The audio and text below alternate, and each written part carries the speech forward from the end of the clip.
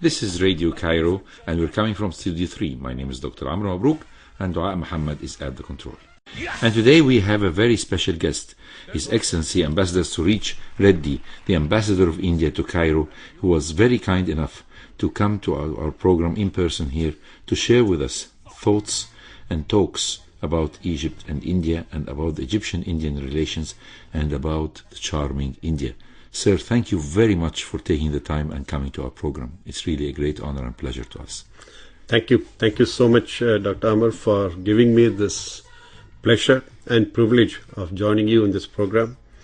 And I also really want to greet all the listeners. And for me, it's a privilege because Egypt and Cairo are very special to my heart. Well, it's very kind of you, sir, because His Excellency Ambassador Reddy has served his country as an ambassador, not only in Egypt, before he served in Indonesia, in Iraq, and in Brazil, and now he's in Egypt. He worked in his early years in Egypt in 1992, in the Indian Embassy in Egypt in 1992, where he learned Arabic, besides having an undergraduate degree in philosophy and a master's in sociology from the very well-known University of Jawaharlal Nehru, one of the most eminent universities of India. And of course, today, since we have just mentioned the name of this great leader, we'll talk about India and about the luck that India had to have consecutive leaders coming from with great patriotism and nationalism toward their country, and how they helped the country and the subcontinent as a whole to progress forward. Sir, thank you very much again for coming.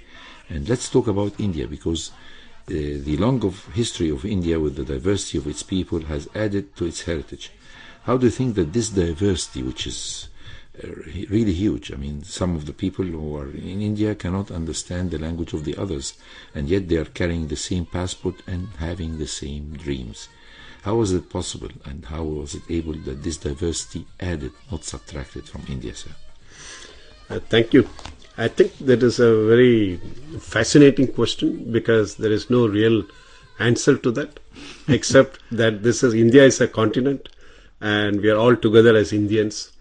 Because when we look at the complexity, this is something which no other country has. Mm-hmm. Because when we look at other countries where we have many people living, it's more of immigration. Mm. But in the case of India, it's actually a country of civilizations. And we have come together to live as one country. And when I say a country of civilizations, we need to understand that we have in the constitution itself recognized many languages. And the states are basically divided based on the languages.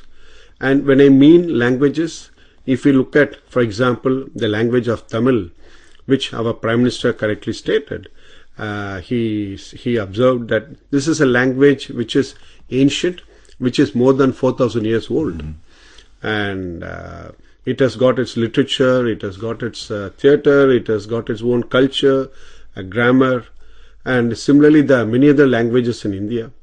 And each language is very rich in the literature, in the grammar, and the script. And we have also millions of people who speak those languages. Now, I think for us, we look at it as a blessing that we're able to have such a diversity. And this diversity has actually helped to shape the unity within the country. We take great pride in saying that India is a country which is blessed with unity and diversity. Mm-hmm. And when this diversity is so rich, naturally the ideas are also rich. The approaches are rich. So I'm able to bring in a rather large talent pool together, coming from different parts of India. And that is what is shaping the new India today. Well, actually, really, what I liked about you, sir, that you said that the unity and the diversity are helping to unite the country, not to diversify it. And thank God there has never been, and I hope will never be, any civil war, in spite of the fact that some of the people do not understand the language of others. But this will remain definitely attributed to a great leader. And this great leader, as I once visited India to attend in a conference back in 2017 in burns injuries, and still Gandhi lives in the minds and hearts of Indians. The role of Gandhi remains as an important and inspiring role, not only for Indians, but to the whole of the world for peaceful struggle. How do Indians of today look at this great historical figure? Many times when we look at great figures, we feel, is a philosophy relevant for today's time? It's a very valid question, but I think the philosophy of Mahatma Gandhi, which is basically non-violence and which is promoting unity and which is promoting respect for this diversity, I think it's always relevant. But what is more important today, right today as we speak, is what he was articulating, what he was stating, that we need to support the small artisans in India, the small handicraft producers, the small farmers, the small traders. We need to support them. And so today in India, there is again a movement for supporting these small traders and the small artisans. And there is a movement in which we are promoting you buy from the small the arts, the people who are making those handicrafts, and support them in the growth. And India is a large market. Of course. And now that is you what don't need is... to export, actually. Exactly. So that is what is happening today. That today there is a movement which was initiated by Mahatma Gandhi, but which has again come back alive today to promote what we call Swadeshi, which is to promote production of goods within India and for consumption by Indians, and especially with the focus on the small scale producers. So this is really interesting, because we have in the background of our mind always two very historical characters.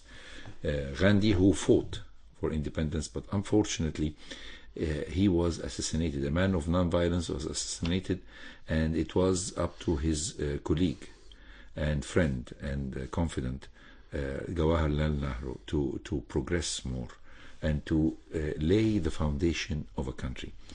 And if there is anything that we can talk about Jawaharlal Nehru is his respect and really admiration to science and the importance of education.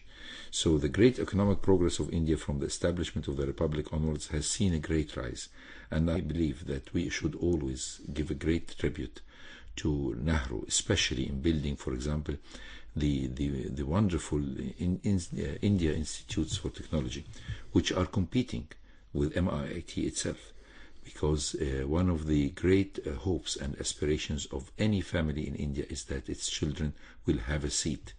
And the competition is open for all aspects, for all different ethnic groups. There is no discrimination. The only discrimination is your capabilities and your mind, not who was your parent or who is your uncle. And I think this is, we should give a real tribute to Nehru. Tell us about this particular, because I think this was a very leading step forward in the early 60s. When India became independent in 1947, obviously we were a country which were facing a lot of challenges. Because the wealth had been looted away, and the country had the challenge of a large population even at that time, but with practically no resources. And we recognized that the way to go forward is by investing in education. And so that is how we decided to set up centers of excellence in different subjects in India. The Indian Institute of IITs, as you correctly observed, is truly an international center of excellence. And today, if you look at majority of the technology companies, the senior management team are invariably or normally from these IITs. Whether we look at including in many departments in NASA, in Boeing, or whether you talk of Microsoft, or whether you talk of Google, or whichever company you're talking about, especially in the field of technology. But what we have also done is that we have kept reforming the education. And a few years back, we passed a universal act called the Right to Education Act, under which we have reformed the basics of our education. But more importantly, currently, we have again reviewed our curriculum, and we have introduced a new curriculum which will enable the children to be part of the future. We have recognized that the future is changing rapidly, and so the education has to be more contemporary and relevant. And so we have done a lot of reforms in our educational curriculum today. And along with that, generally what happens is that the young people, they get a bit cut off from the ancient traditions and heritage, thanks to the social media, thanks to the various activities which divert their mind. And so we are again encouraging them to connect with the great Indian civilization, which is their heritage. And so both are happening in parallel.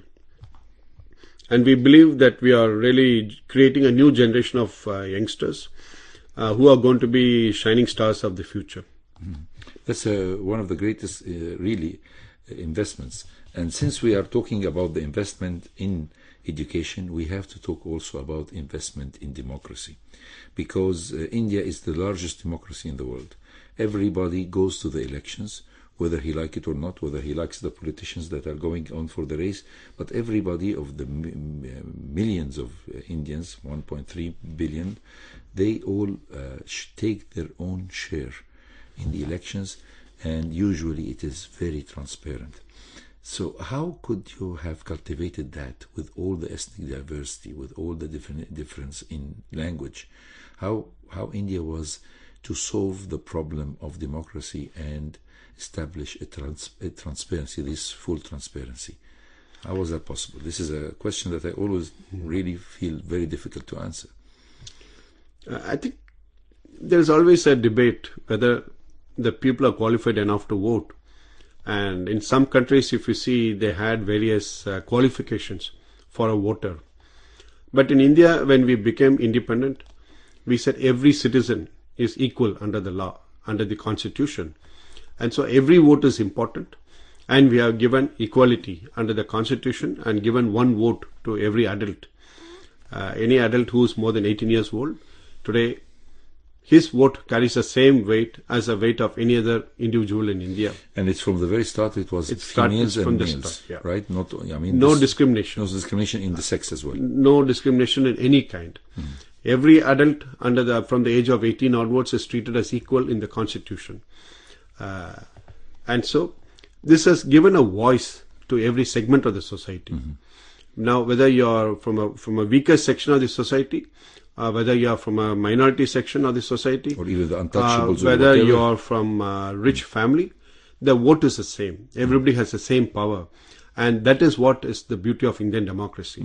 And that is what has helped the people to elect outstanding leaders and leaders who have shaped the progress and the growth of the country over the years, because they genuinely represent the people of India.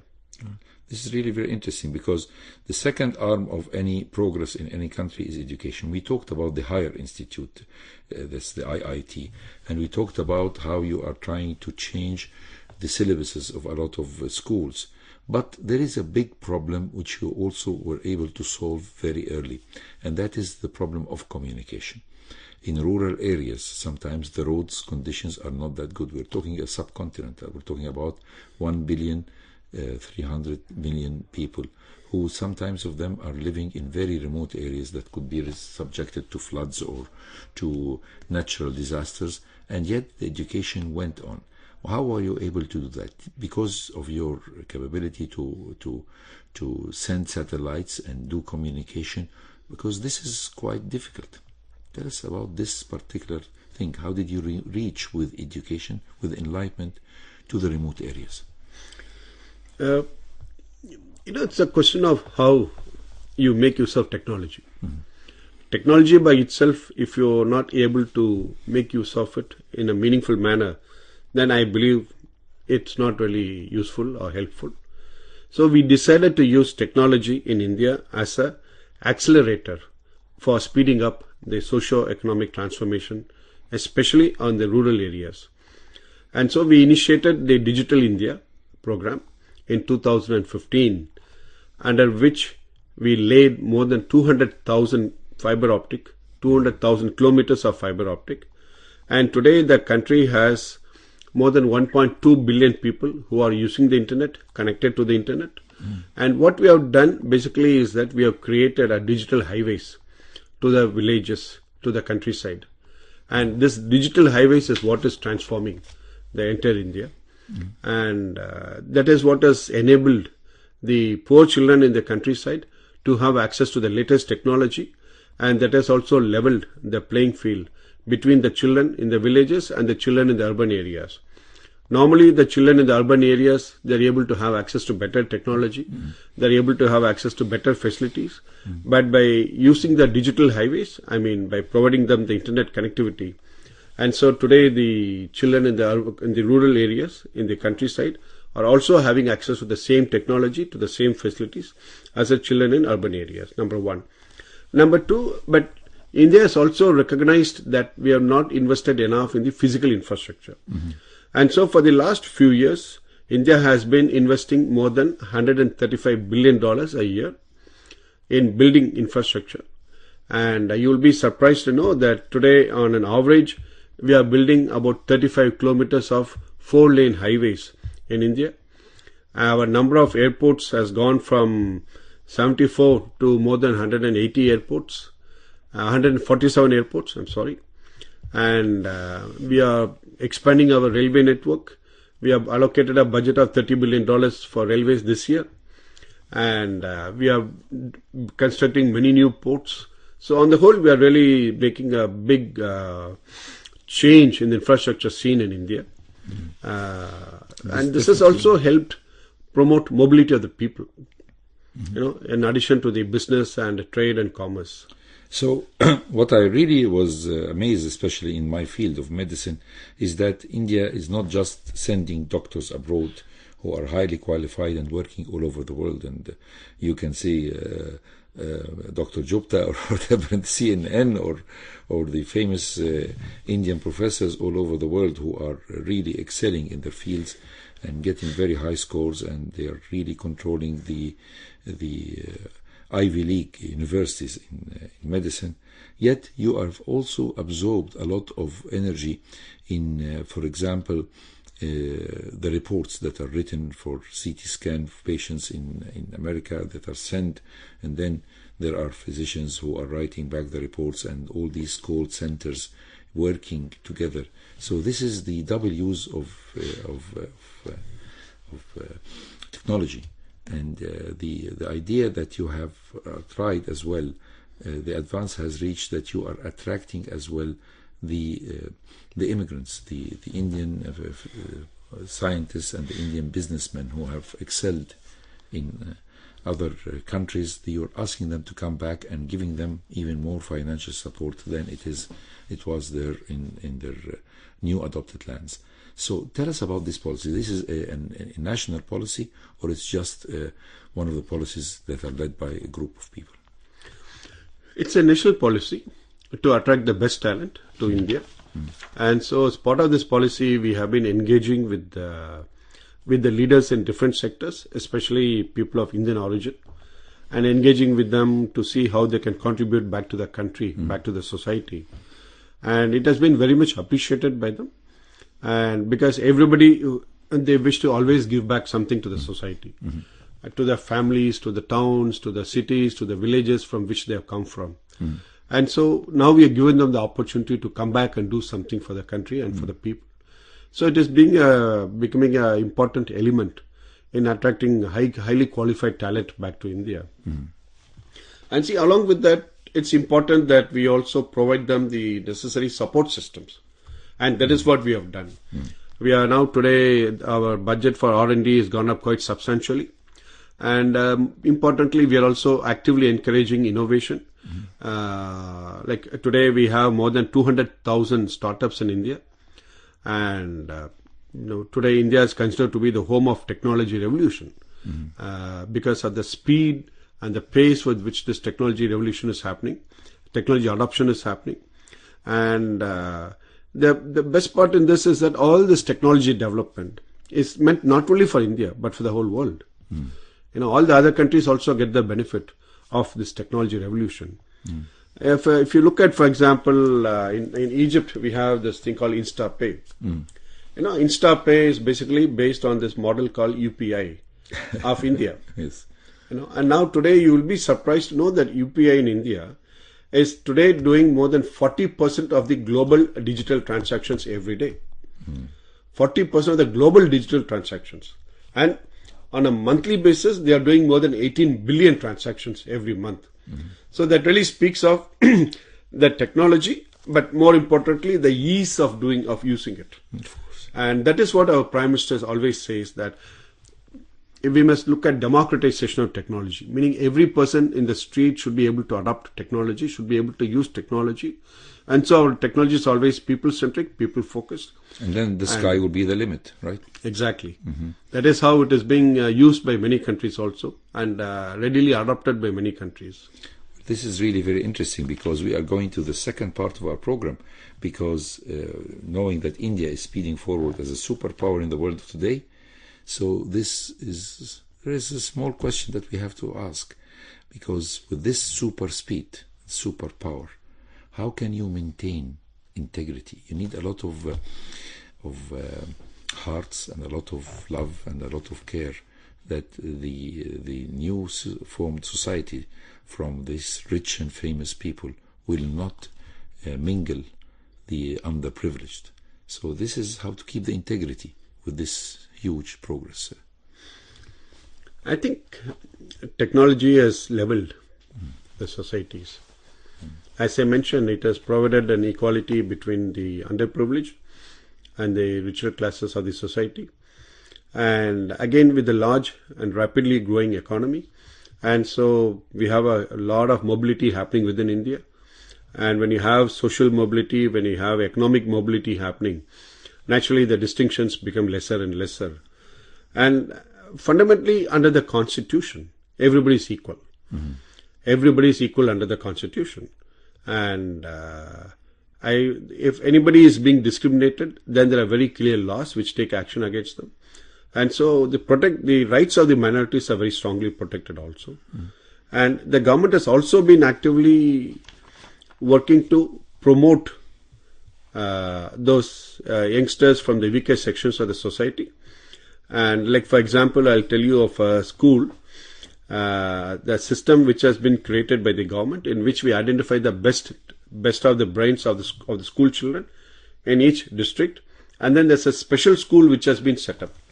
All these best brains will go to that school, and where they are further given special attention, and then they become the really outstanding talent. And so that way the government encourages recognition of the talent and supports them to realize their full potential. Of course, this is really very interesting. So we'll go now after the break to our second part of the program, which I think this is part of your the job that you have chosen in your life, to become a diplomat. And you have prepared yourself well, because a degree in philosophy and a degree in sociology makes you understand the world. You know, of course, that Naguib Mahfouz has a degree like yours in philosophy, and he produced a lot of real first-class literature. So philosophy plus sociology means that you understand the world, sir, and understand the country that you come from and the country that you are now residing in. And you have really an important task, and I think it's a very noble cause, that you want to improve the relations between Egypt and India, and at the same time increase the level of cooperation for the benefit of both people. So let's talk after the break about India and Egypt with His Excellency Ambassador Suresh Reddy. Really, thank you very much for coming, sir, and let's talk after the break. Thank you. Well, we would like to listen to this beautiful song, but we have more things to talk about, and we don't want to lose the precious time we're having with His Excellency Ambassador Suresh Reddy, the Ambassador of India to Egypt. And sir, we are going to talk about India and Egypt. Saad Zarul, during his revolution, has noticed, and he received a cable from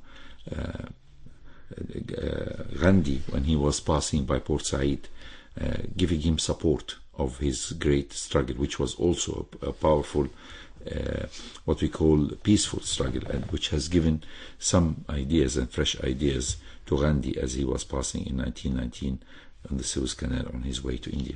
So the relation between Nehru and Gamal Abdel Nasser is iconic and historical, and the things that went out. Some people always say to the 20th century, but India and Egypt have been economic partners during the Mamluk dynasty. For 400 years, the Mamluks, their only source of richness was through commerce with India, and it was a very great sort of success and successful story. Tell us about India and Egypt, sir. Sorry. I think it's a very, very special relationship. I mean, evidently, you had already mentioned it. We are two countries of ancient civilization. And in modern times, of course, I mean, Saad Zaghloul and Mahatma Gandhi, they had a wonderful, connect. And later we had also, of course, the non-aligned movement, which started with Egypt as a leader, with the vision of Mr. Nasser and Mr. Nehru. Basically, I think what united us was the shared vision of how we looked at the world. We were joining hands to strongly oppose colonialism.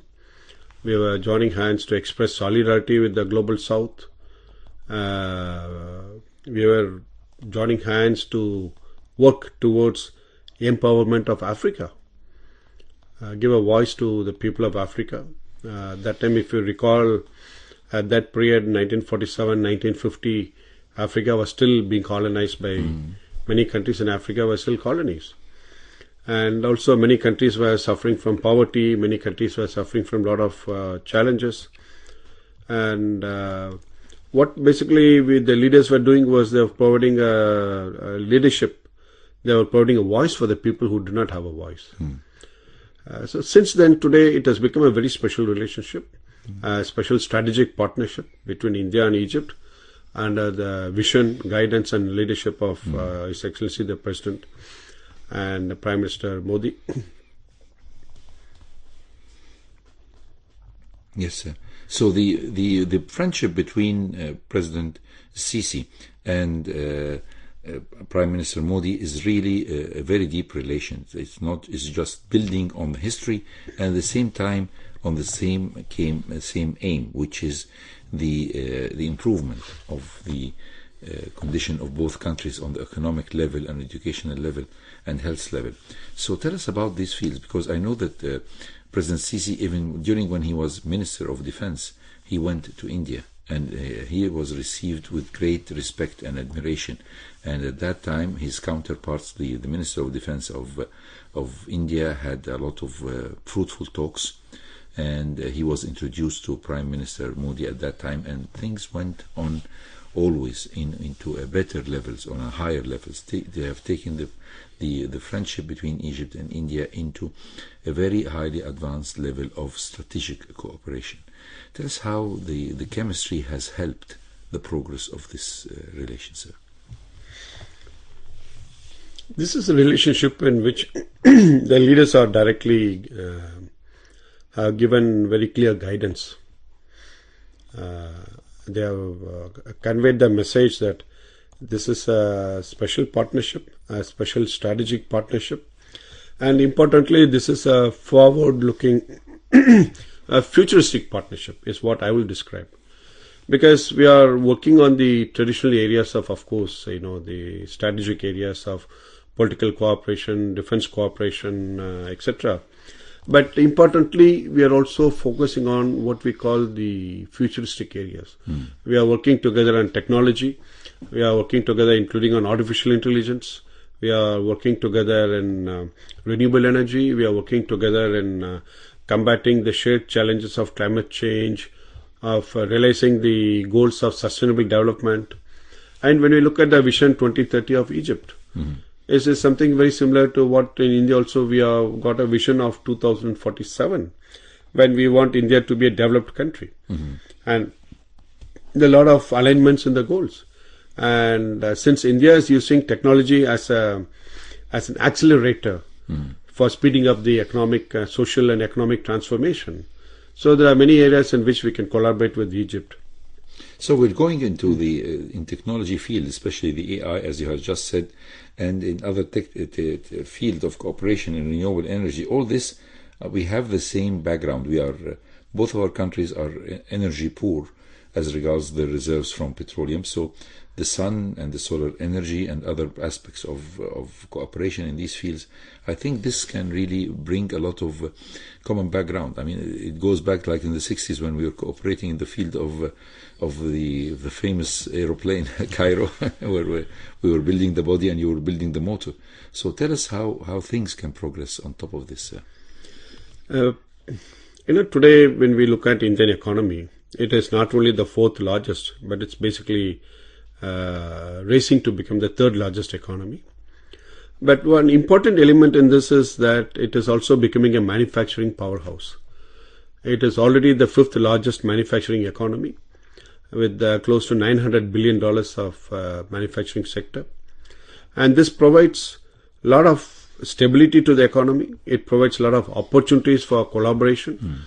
And that is what we are seeing here today, that today we have more than 55 Indian companies have invested in Egypt. We want to talk about that because I think the availability of Egyptian intelligent workers can help in transfer some of the factories or subsidiary for factories or branches of the factories in India to narrow the distance between India and Africa and Sub-Saharan, for example. So this can be a source of that. Have there been any work in this direction, sir? No, certainly. I mean, Egypt has got a lot of advantages. It has got great political stability. It has got a very dynamic economy. The government is working on promoting ease of doing business. And naturally, Indian companies are very happy to be here. You would be surprised to know the largest foreign direct investment in Egypt is by an Indian company called TCI Sanmar. They have invested $1.5 billion. What was the name of this company? Sanmar. TCI Sanmar. This is located in Port Said, and I'm very happy to say that yesterday I was there with the governor of Port Said, and where we visited the factory also. It is a very impressive facility because it is the only factory of its kind in whole of Middle Eastern region. And there are maybe only 6 factories like that in the whole world. And they produce what, sir? They produce? This is a PVC. It's a very integrated manufacturing complex, and they are really contributing a lot of value to the Egyptian economy. They are saving money by producing it here in terms of reducing the imports while adding value to the local economy. And directly, I think that they're employing about 1,500 people, and indirectly another 5,000 people. So they are also providing employment to more than 5,000 people, more than 5,000 families. They are really providing employment. But another area which I really want to touch upon is also in the renewable energy. That we have 2 Indian companies which are currently working to implement a pilot project of $500 million each. But the special thing in this project is that once a project goes through, then the actual investment can go up by another $3 billion each. So we are looking at anywhere between another $6 to $7 billion of investment in the renewable energy sector in Egypt by these 2 Indian companies. The field of solar energy or wind, sir? This is more in green hydrogen. Green hydrogen. But to produce a green hydrogen, naturally they'll have to invest in solar and wind. Yes. And these companies are large companies in the renewable energy sector. They have the technology, they have the market. And now they are working with the government of Egypt to do the necessary paperwork before they initiate the implementation of the project. But one area which I mentioned was about political stability. And this is something very important, especially when we look at the developments in the region. And here I also want to talk of how we really appreciated and we are grateful for the support we have received from the government of Egypt, especially from the president, on the terrorist attack which happened in India. We were grateful that President had called our Prime Minister and directly condemned the terrorist attack. We also appreciated that the Foreign Minister called our Foreign Minister and strongly condemned the terrorist attack and shared the sentiments. And we're also very happy with the message of support that we received when our multi-party delegation visited Egypt. They had very good meetings in the Senate, they had very good meetings in the House of Representatives, and also with many intellectuals in Egypt. I think we share the same challenge, which is of terrorism, and so we are grateful for the support, and we look forward to working together with Egypt in this critical area. Definitely, definitely. So the renewable energy, the PVC, and of course the know-how in AI and technology. So what else would you get more involved in Egypt, sir? No, I believe, as you correctly said earlier, Egypt has got a great set of talented people. And our companies are very happy to employ Egyptian colleagues in their factories in large numbers. Today they are employing more than 45,000 Egyptians directly, and indirectly another 50,000 Egyptians are being employed. So we're talking of almost 100,000 people who are being given employment. But more interestingly is the area of technology. I believe there is scope for attracting more Indian companies in the field of technology. Because with technology, you have startups. With startups, you have entrepreneurship. And with this entrepreneurship, you are also able to provide employment for the young people, for the youth of Egypt. Today, India and Egypt, we are two young countries. Yes. And in India, as I mentioned, when we have 200,000 startups, basically they are providing a large number of employment for the youth. And as you are aware, youth and technology go together. They readily adopt technology. And I believe the same we can achieve in Egypt also. Of course, this is really very interesting about the technology investment in it. And let's talk the field of tourism. I was lucky to visit India, as I just mentioned in the early program, and I really enjoyed visiting only part of India. New Delhi is not just India, because you can see a lot of India, and you can visit, you can take years to see for yourself. And I think the same thing that how Indians look to Egypt. They have taken out in their history books, they have learned about Egypt, they know the special relation between Egypt and India. So how many tourists, usually the tourists, there are a lot of Indian tourists who visit Egypt, sir? What is interesting is that as the Indian economy has been growing, the Indian middle class is growing. Yes. And so today we have more than 300 million middle class who have surplus income. And so large number of people are now traveling abroad. I think last year maybe close to 30 million Indian nationals went outside. And they are now becoming big spenders in many countries. Yes. In the case of Egypt, I am told last year we had about 250,000 Indian tourists. But I personally feel the number is very small considering the potential. That's what I was just going to say. And we are working with the government of Egypt and trying to see how we can promote greater tourism into Egypt from India. And it is very convenient because we have more than 5 flights a week, direct flights. Egypt Air goes so there. Connectivity is not an issue. And well, this country has got so much to offer. This country, Egypt, is really special. And I think that even the Indians do not have great, in spite of the beauty of India, but the beaches are not that huge investment in India. So I think they look, I know that there is a big competition from neighboring countries for the Indian tourists in the field of, from the Maldives or to anywhere else you can, and to Thailand, you can always visit these beaches, but the Egyptian beaches are also special. And I think with the new infrastructure investment in the roads, the Indian tourists can have best of both lives. He can go to the Red Sea, and in 1 hour or 2 hours he can go and visit the ancient Luxor or Cairo, all this from Hurghada or Sharm el-Sheikh. So is this message has been sent to the Indian tourism responsible people, or is not that well known yet? I fully agree with what you said, because I have done diving in Hurghada. Yes. And I have been to Sharm el-Sheikh. And I think you sometimes you go by your car. You don't need to go by plane, right? Yeah. No, all this I have done. You have a very good driver, by the way. No, all this I have done by car only. Yes. And it's amazing to see the infrastructure. Yes. Outstanding development in the infrastructure in Egypt. And it makes transport so convenient. It makes mobility so convenient. And what you said is true. There's so much of scope for promoting, adventure sports, for example. Egypt is a great destination for that. We can do paragliding, we can do snorkeling, we can do diving, we can do horse riding, or we can do desert safari. Or you want to do the traditional tourism. As you correctly said, you want to go to the pyramids, you want to see this beautiful and very impressive new museum that has been built. Have you been there yet? I have been there. Yes. I have been there. It's so beautiful. Yes. And more than that, so impressive. Yes. Really, all I can say is only congratulations to the people. Yes, they have created another heritage for the whole world, not just for themselves. And I think the presence, Egypt is very much rich in museums, the Islamic Museum, the Coptic Museum, and even the National Museum of Heritage And if you go and visit Alexandria, you'll see the Greco-Roman Museum, a masterpiece.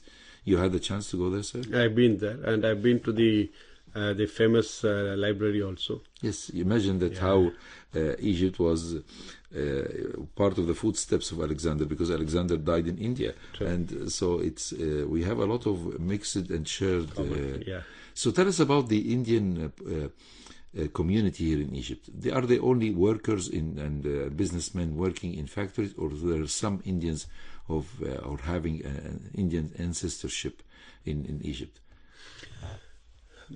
I would say we have maybe about 4,000 Indians in Egypt, and majority of them are what we call business people, more or less. Business people. They are all technical people, specialists, CEOs of companies, general managers in companies. And also now we have many students who are coming to Egypt. In the Al-Azhar University, we have about, I think, 1,000 students.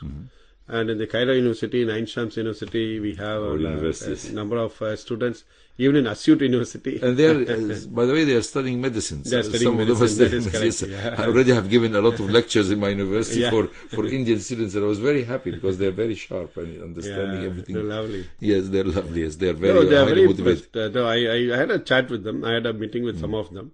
And they're really appreciating the education here, because here you get attached to a hospital, and especially in the field of medicine, so you're able to actually get a first-hand experience, right? Yes. But getting back to the subject of the community, what I really want to say is that every Indian who comes here, he feels at home. I think that's the beauty of Egyptian culture, that you welcome everybody with an open heart and open mind, and especially Indians. They really feel welcomed, and they feel comfortable, and importantly, they feel safe. Yes. So I do hope to see more Indian companies coming to Egypt. I hope to see more tourists coming to Egypt with this message of welcome. I think that would be happening. And the Bahara, who is a sect from India as well, they have invested a lot in restoration of some of the Fatimid monuments, which we see the role, and they are living here very peacefully and involved in commerce, especially in the field of spices, which is the huge business that was between Egypt and India back in the medieval period, between Egypt and India in spices, and acting as a pathway for spices to reach Europe. How can we still build on that? Is remain to be under your powerful shoulders, sir, right? We are proud of the Bohra community. They have been an important bridge in connecting India and Egypt, and we admire the work they have done in restoring many of the Fatimid mosques. And they have been very successful businessmen, and they have established many factories here, creating thousands of employment. And some of them are also very successful in trading, providing Egyptian industries what they need in terms of raw materials, and meeting the demands of the Egyptian public in terms of the consumer goods. And they have been great role models for entrepreneurs in Egypt. The culinary experience of the Indian kitchen is versatile. And I had the chance, of course, to eat different schools of Indian food. Sometimes people are having the very highly flammable food, which is one of the great interests of people to eat in India. But sometimes it's a bit hard, and they really find it. Tell us about, because people don't think that only hot spicy food is the only cuisine of India, while I've eaten, for example, in the Bakara restaurant in New Delhi, very different type of food than that is in other places. So the kitchen, the Indian kitchen, is so rich. What is the sources of it? I mean, what you said is true, because Indian food has spices.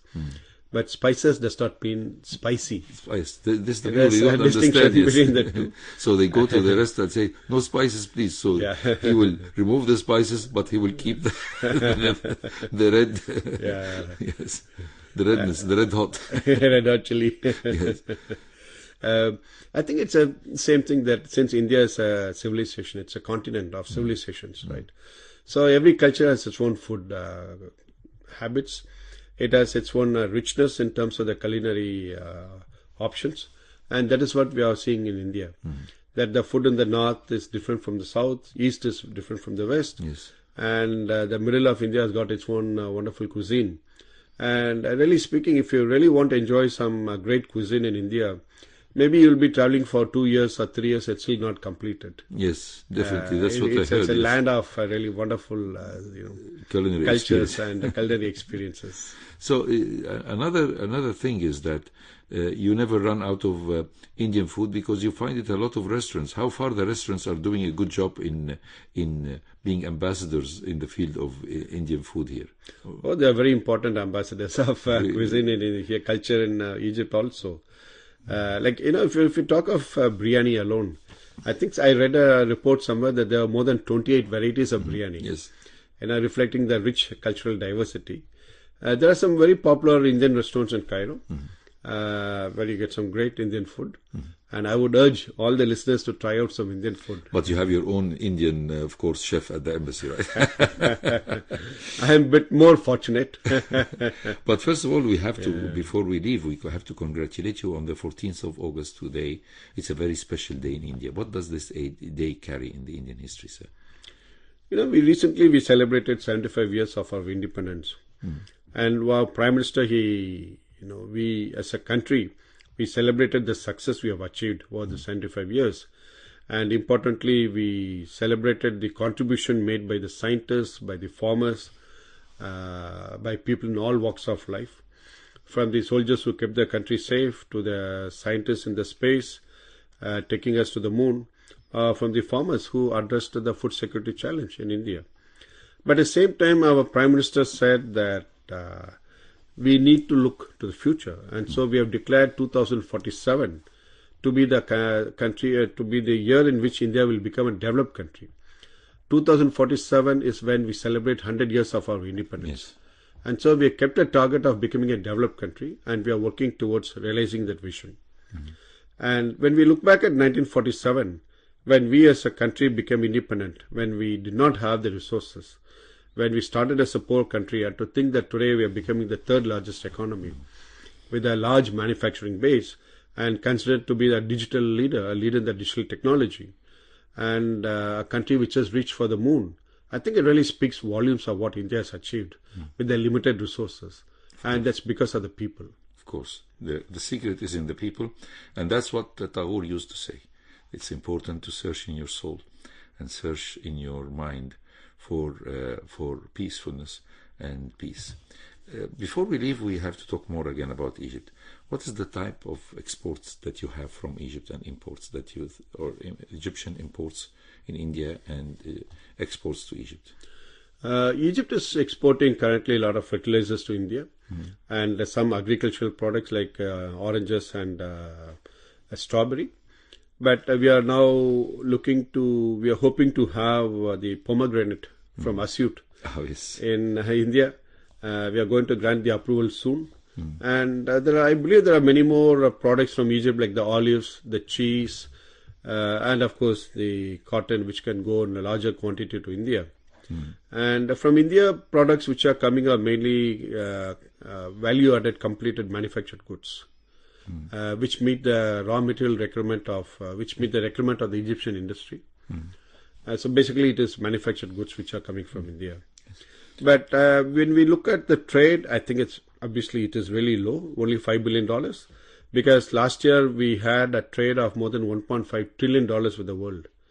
When you look at $1.5 trillion and when we look at $5 billion, obviously there's a lot of gap in terms of what we can realize. And fundamentally, what I want Egypt to export more to India, so that they will understand the Indian market and they'll be able to export more and take advantage of this large growing middle class. And similarly, Indian companies would be happy to be partners with their Egyptian counterparts. The beauty of India's growth is that it's a growth led by the private sector. Of course. And that is what is the beauty where we can create partnerships, and that is what I'm working on. Promoting these partnerships between the companies in India and the private sector in Egypt. Well, this is a very big task that you are doing, sir. So may I wish you a great, prosperous tenure in Egypt.